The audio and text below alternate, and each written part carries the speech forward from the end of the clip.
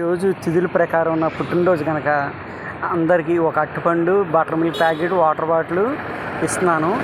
చాగంటి వారి మాటలు డేట్ల ప్రకారం కన్నా ఈ తిథి రోజు ఇస్తే మంచిదని చెప్పారు. అందుకని అది నేను ఒకసారి విన్నాను.